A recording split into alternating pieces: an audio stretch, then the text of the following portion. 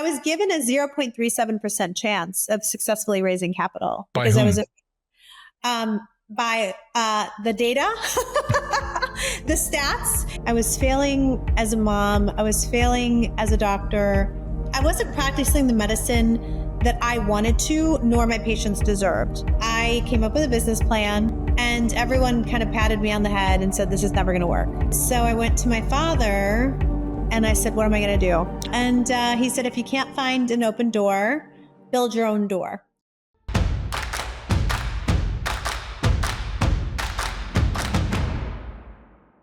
I'm here with Dr. Somi Javaid, who I got to see at a conference a few weeks ago called Groundbreaking Women in New York, put on by Worth Media Group. And Doc, you knocked me out. Your story is amazing, and the work you're doing is interesting. The business you're building is interesting. And it's not often you get to chat with somebody who has a passion, has a professional skill set and education like you have, and is also a business person. So you're like the real McGillah here. You got the whole thing rolled together. Can you share with us a little bit how your passion for healthcare, for medicine developed, and where you grew up and how you pursued that education? Yeah. So when you nearly lose a loved one to disparities in the healthcare system, it's a real calling, right? I got the call that became my calling. I was always interested in science and math. My dad's a veterinarian. I worked with him. I would help him in the operating room. And I went pre-med. And while I was pre-med, my mother, who was only 45 at the time when she got ill, was having left arm pain, shortness of breath, chest pain. I mean, if you Google it now, it'll tell you it's likely her heart. Yeah.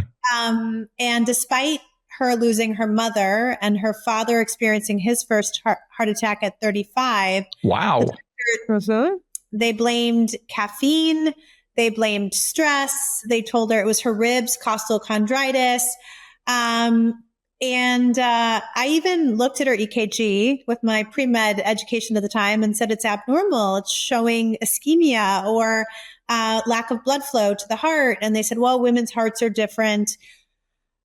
She ended up needing emergent quadruple bypass surgery, and her widowmaker, or LAD, was blocked over 95%. So they told us if the heart attack would have come, she would not have survived. Wow.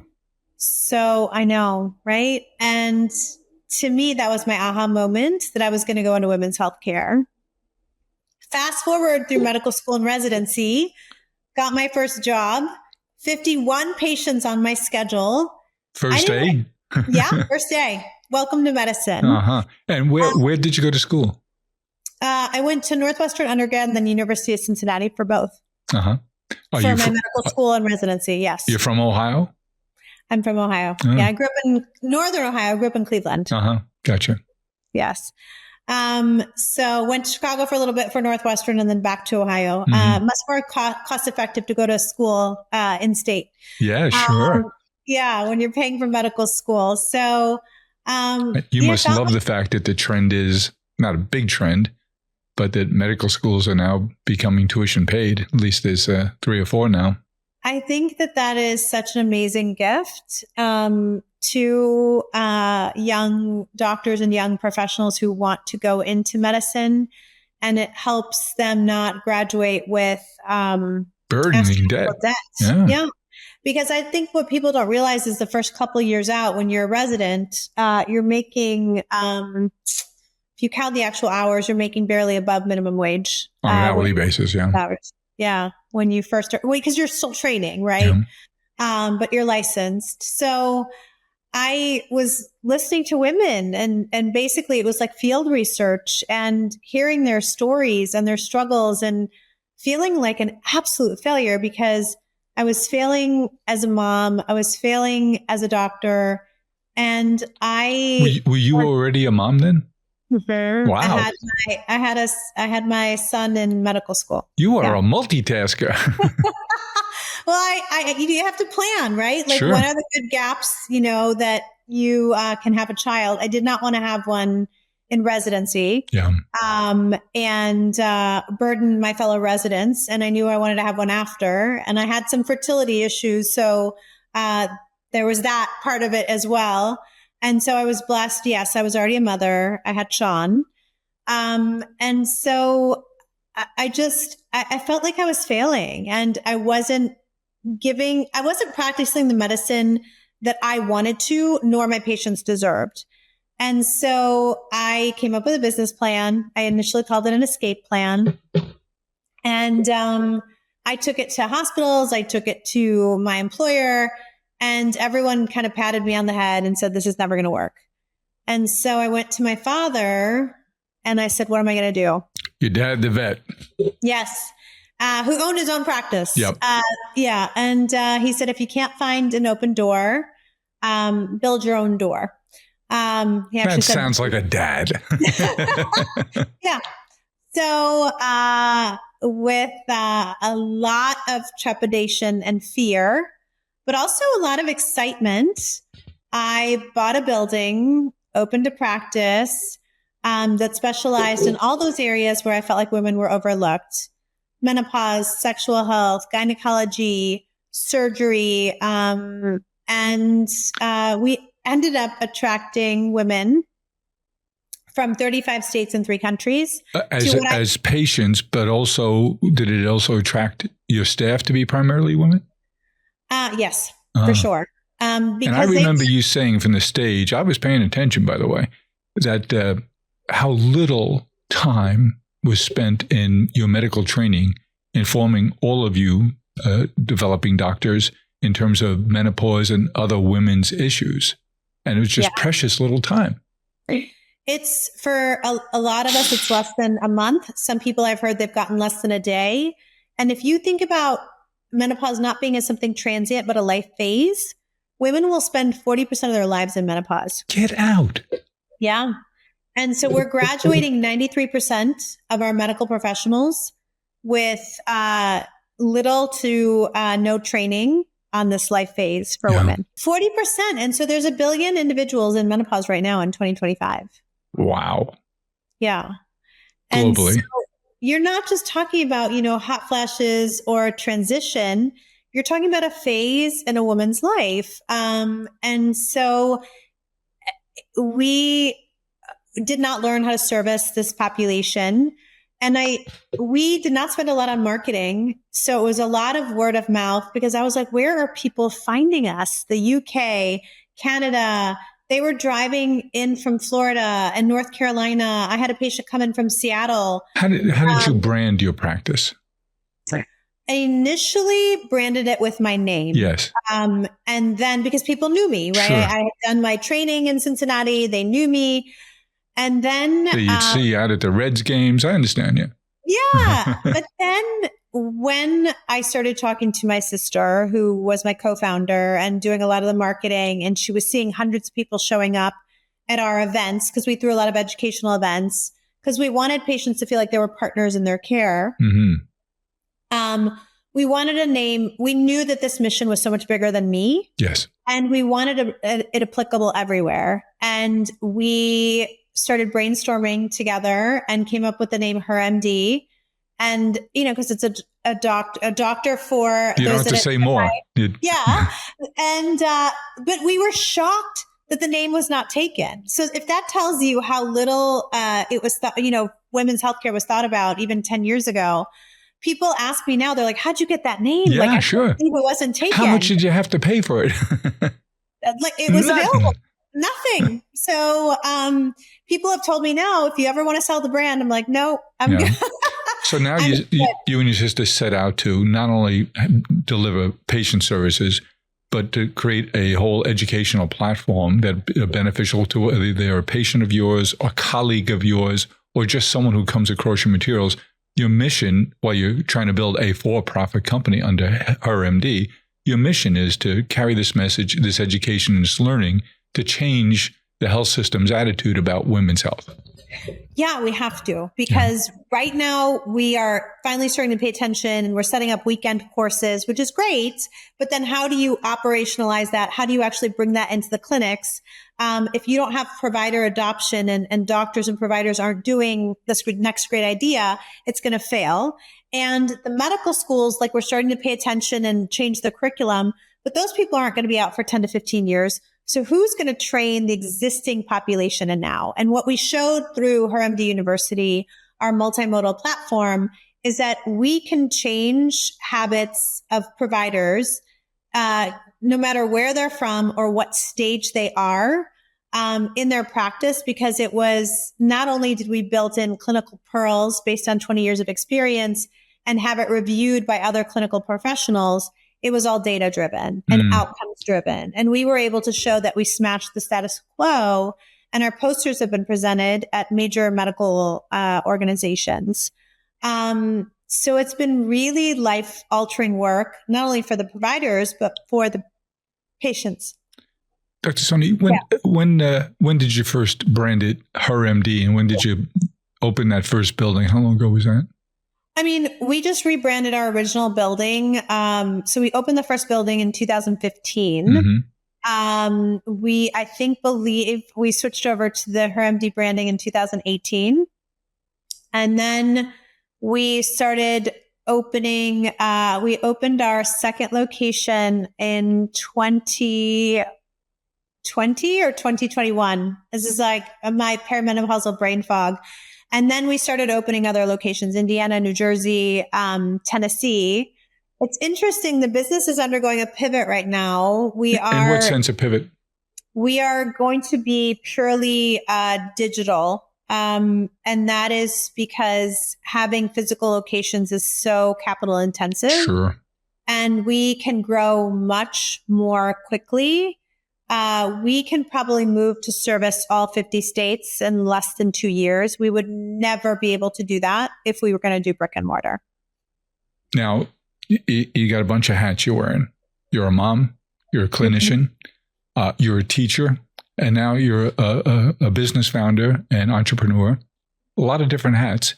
How do you balance those interests? I know from your passion that you want to be seeing patients, but every hour you spend with a patient is an hour you're not spending building your platform that'll take care of many patients. So how do you think about that balance? And now you have investors.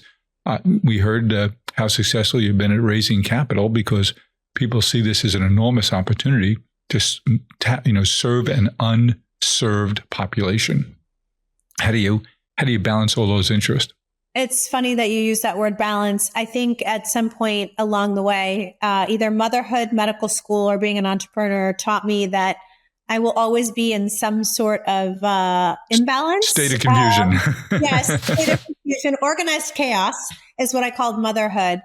But having those boat moments, or leaning into the things that fill my bucket, spending time with kids, being outside, family trips, and really taking ownership of my calendar and my time. And even the projects I'm working on, my calendar is color coded. And so that I'm making sure, and even in there is like workout time. I work out almost every single day. Good for you. Because if I'm not healthy, and I've had very unhealthy periods as an entrepreneur. And I even talked about it once, and about how unhealthy I became while creating a women's healthcare platform. Like, how crazy is that? It's ironic. Yep. It's ironic. And then your team also picks up on your unhealthy habits. And so for me to show up my best self for my husband and my children and for my staff and my patients, I have learned that self-care is not a luxury, that it's a necessity. So I live and die by my calendar. I laugh every single day. I move every single day. I eat really, really healthy. And I do the things. How much of that eating healthy part is a part of your clinical practice, talking to your patients about what they consume and the impact it has on their health? Oh, so much. Yeah. So much. Food. I believe food is medicine. Yeah. And I also believe that I'm a fan of Dr. William Li. Oh, yeah. Who wrote the book Food is Medicine. And my wife is a little sick of me sending her little video clips of Dr. Li. Eat this, not this, but it makes so much sense. Well, when you go to a foreign country and for a couple of weeks where they don't nearly eat as much processed food as us. And then you come back to the United States. I sometimes it sounds hysterical, but smell the chemicals in the food here because the fruit and the meat here looks so different, and the way it's processed. And we have so much packaged food here compared to, abroad. And so food is definitely medicine. And we know as women enter perimenopause and menopause, our gut becomes even more critical then, right? Changes. Yeah. Yes. We cannot, people are like, oh my God, why am I gaining weight? Or why do I get this horrible headache now when I drink wine? The way we process food, alcohol, everything changes as we age and as our hormones change. And so, but what I want to get away, or what I want the take home message to be for my patients, is to stop self-loathing, blaming themselves, shaming themselves, saying, oh, I need to just cut back, and just understand through education that no, it's not about blaming yourself. It's about empowering yourself and educating yourself and learning how to adapt with this phase of life. And I've had to do it myself as well, and learn how to eat differently than I was even taught in medical school.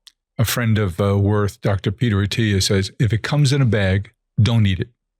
Yes. Except the nuts.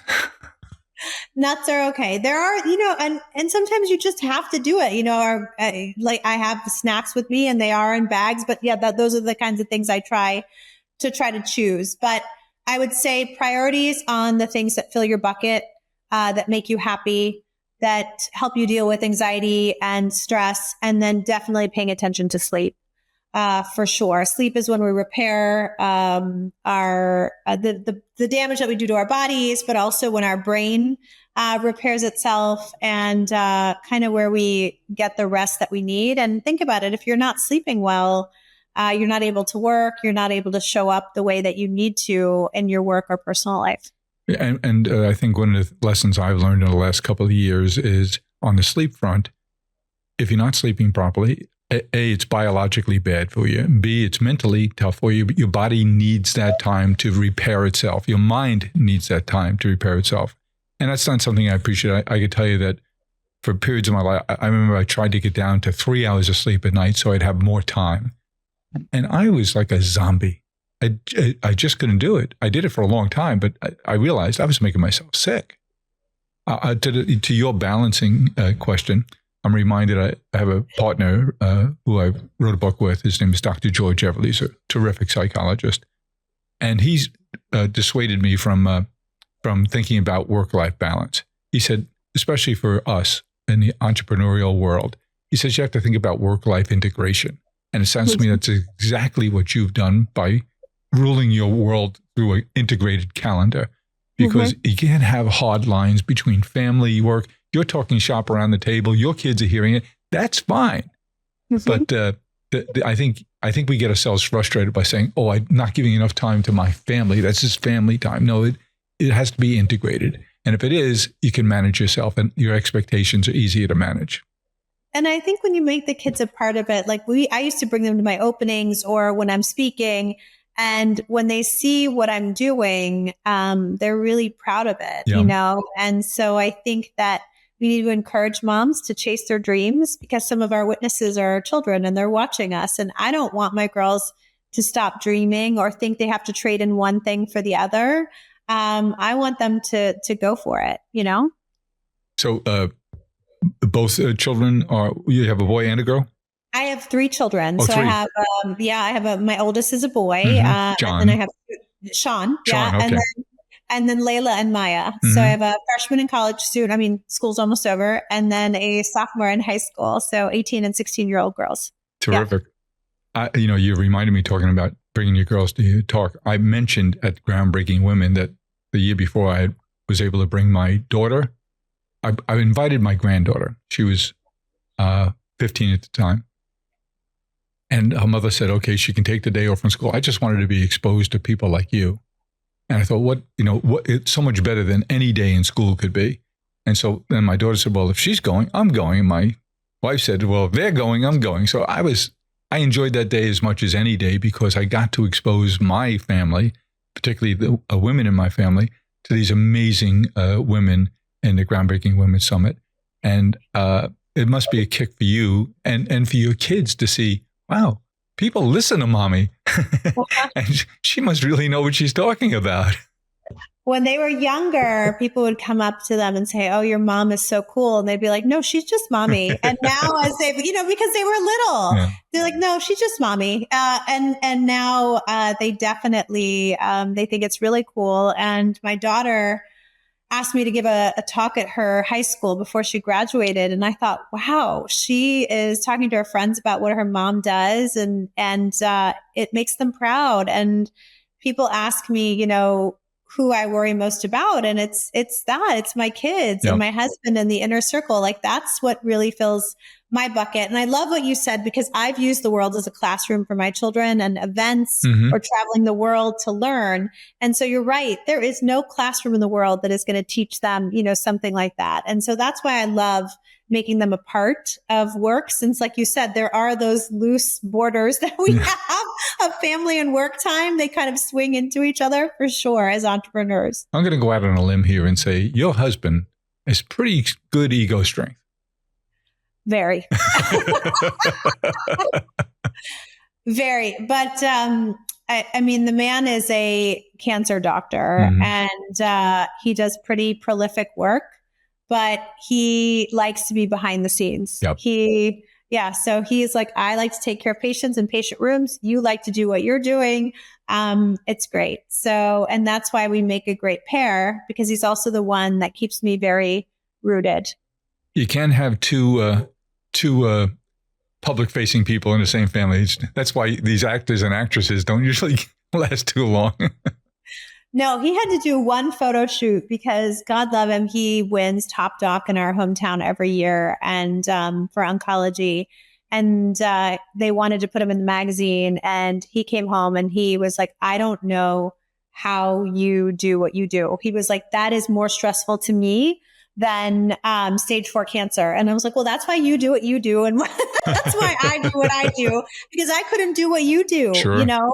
And so, it just takes, I think, recognizing your strengths and weaknesses in the relationship and having that partner who truly is ride or die, right? Because entrepreneurial life is not just this. It's constant.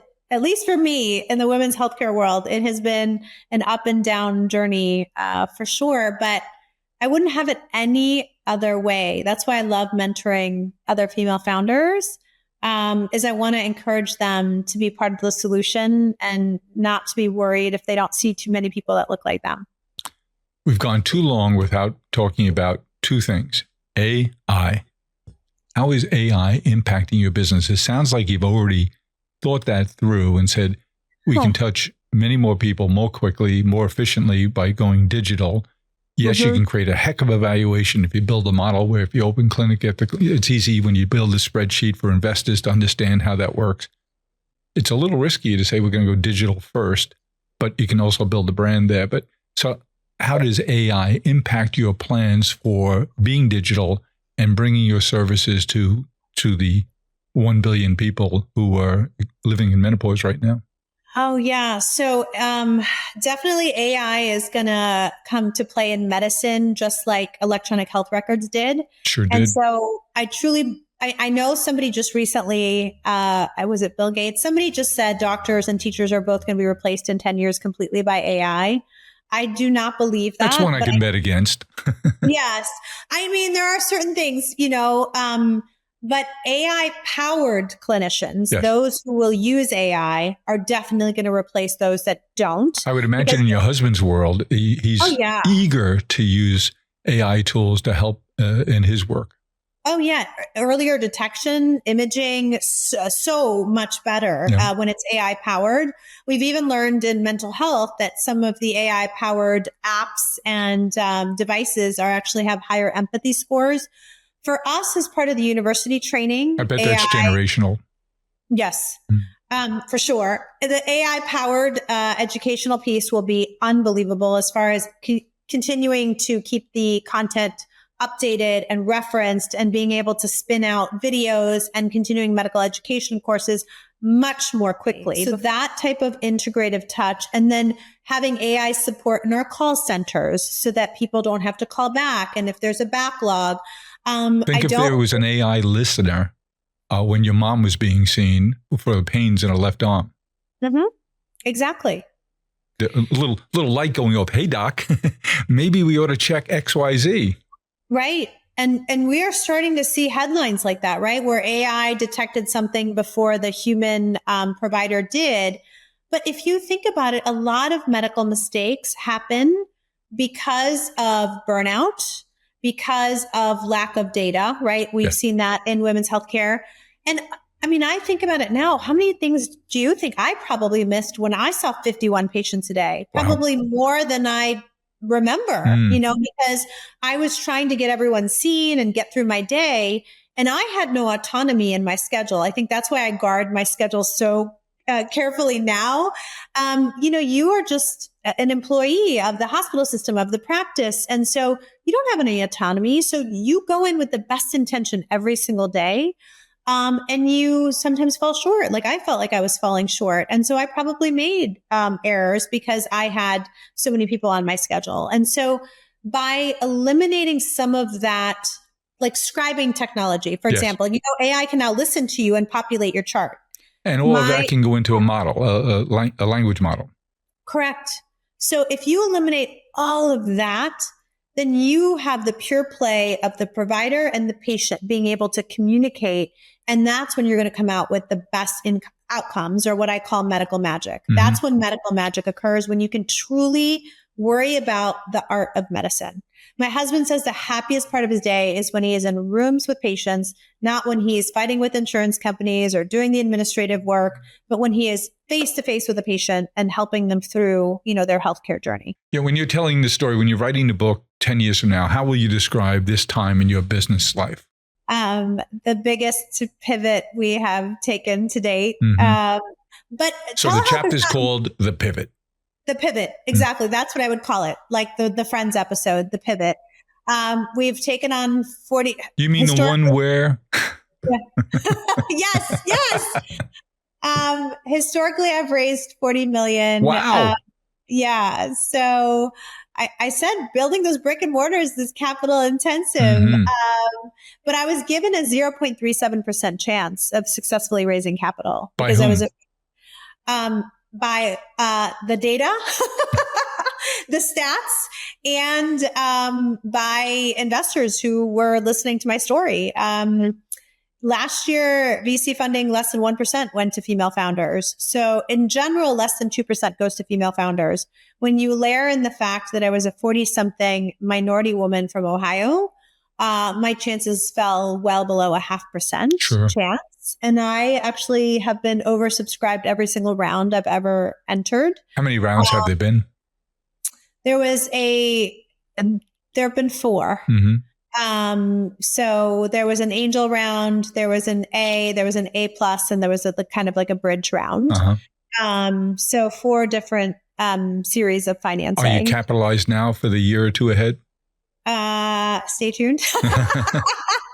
I have news I just can't share, but I'm smiling if that tells you anything. So we are going to be very excited to announce some partnerships for HerMD as I should say double down on this pivot, because we were already seeing people virtually. We were just spending all of our time and energy really on the brick and mortar part of the business, and really had to think about where women's healthcare is going and just this astronomical need of one trained provider for every almost 33,000 patients. And it's like, how can we scale quick enough to meet demand? And it was through, virtual healthcare and virtual platforms that will be able to do it the best to meet the incredible need that there is right now. I'm privileged to be involved with a health system here in New York, the NYU Langone Health System. And we've, because of COVID, we embraced remote appointments, digital appointments. And I think back in March of 20, we were doing 300 a day. Then we jumped to 15,000 a day. I think it settled back at around 6,000 or 7,000 a day. But as someone who's used the service, it is so much better to be able to have I had, last year, I thought I had shingles. So I made a digital appointment. I'm in my office, and sure enough, just by talking to a doc in the camera, and it was saved them time. It saved me time. And immediately the prescription went in. I got the relief I needed right away. But it's such a better experience to have that in the option, in the range of possible options. Well, and especially when you think about what a lot of times female patients, their barriers to get in, it's childcare, Yes. time off of work, Transportation. Transportation. So you kind of eliminate all those barriers. Listen, I'm a surgeon. I do procedures. I understand we cannot do 100% of everything. But what I really learned in the last 2 decades of practicing, and once I locked on to, I think we started virtual care back in 19. So it's been, 6 years now of experience. There's a lot more than I thought we could do over, Zoom and over a virtual visit. We can actually take care of a lot because so much of what we do is listening, educating, empowering. And then you can send orders for a lab, and orders for, imaging and get people caught up on their testing that they need and get them those orders. And so for me, it's astronomical, the outcomes we've been able to accomplish via virtual healthcare and just the multitude of symptoms that we can actually treat. And you're right, it is very convenient, and women will do it on their lunch hour and just say, oh my God, this is amazing. I've been suffering. Instead of saying, I don't have the time, I'll wait a couple of more days. Right. Or if they don't have childcare, or they're bringing their children in and they're running around the room and they're trying to have this conversation and they're, and they're just not comfortable. And when you're talking about these life issues. And very personal and private issues. Yes. Sometimes it's not, easy to have, your kiddo running around in the room when you're trying to establish this relationship with your provider and share some pretty intimate things. And so that's why I love it, for the convenience and just for being able to expand our services much more rapidly. Sounds to me like from an investor point of view, having the right amount of capital so that all of your digital interactions are being properly recorded, scored, and analyzed with an AI tool would be critically important for this future success of your business. And you could be on the cutting edge of that technology, because everything you do will be digital because of the nature of the way you're going to see the preponderance of your patient base. And that's got to be terribly exciting, because two-way street. I saw a demonstration last year, a group of pediatricians, quarterbacked by a physician professor at Harvard, organized a group. I think it was 120 different physicians, and they, in a not-for-profit sense, take toughest pediatric referrals where they could not come up with a diagnosis. So 100% of the cases had already tried for a diagnosis, no success. So it goes to this global panel of 120 physicians, and they sometimes were able to solve with a good diagnosis about 30% of those by using the new AI tool that they demonstrated live in front of us. They were able to take that from 30% to over 50% just by having an AI tool listen to those symptoms, saying, did you check this? Did you check that?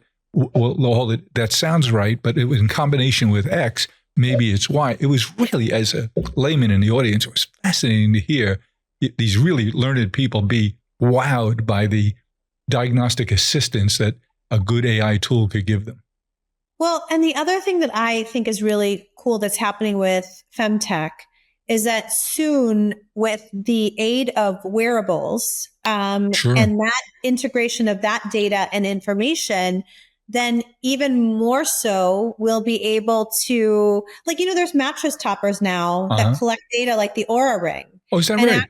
Yeah, there's one called 8 Sleep, and it actually will auto-correct temperature for a woman as she's beginning to hot flash and actually read it and prevent a hot flash. Wow.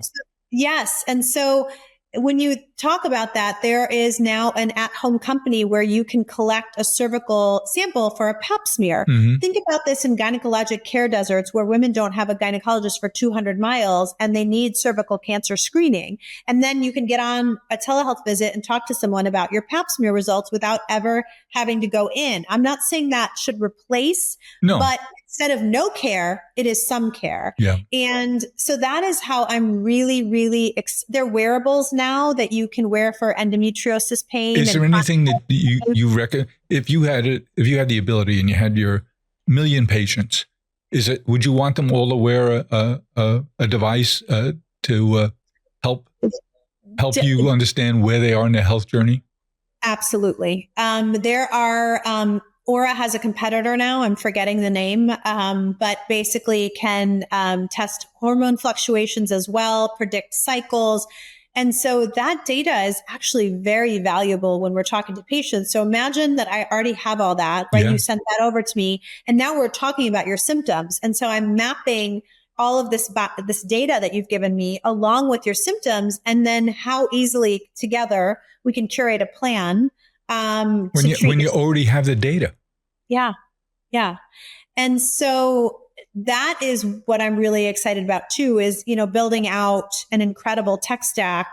We updated our tech stack last year, but it's going to need even more as we get AI and things get fancier, in the medical world. My goal is to bridge that gap, because as a founder and an entrepreneur and involved in FemTech, I get to see all of this. And then in the real world, in the clinics, right, I'm still seeing women who don't have access to a gynecologist or for a PAP, or they haven't had their mammo. And so with AI, with technology, I'm hoping, and with data, that we bridge this gap so that all of these fancy innovations, things that are going to help us live longer but healthier, are going to be available to all of us, right? The accessibility piece. All right. And last big question for you. Groundbreaking Women next year. We're lucky enough to see you on stage again. HerMD now has achieved what in this next year? I would like to see us in all 50 states. That is, if I could do that in a year, and offer our care in all 50 states, I think that would be the biggest achievement ever. I don't know if, I'm the dreamer. I think the model says it's going to take us longer. But that would be my dream, a year from now, to be in all 50 states. Well, we're going to cheer for you. We're going to cheer for you on all fronts, that you continue to be a terrific mom, wife, a teacher, a clinician, an entrepreneur, an amazing business leader, and I would add pioneer in terms of delivering health services in the most efficient and helpful and productive way. So I want to sign off to the fan club, and I can't wait to check in again, hopefully before a year, but certainly in a year, to see if you fulfilled your dream and how it's expanded. So thanks, Dr. Somi, for spending time with us today. We look forward to seeing the successes of HerMD, because not only do we want you to do well as an entrepreneur, but isn't it nice that you can do well by doing good, and you're living that dream. Oh, thank you for having me today. Thanks, Doc.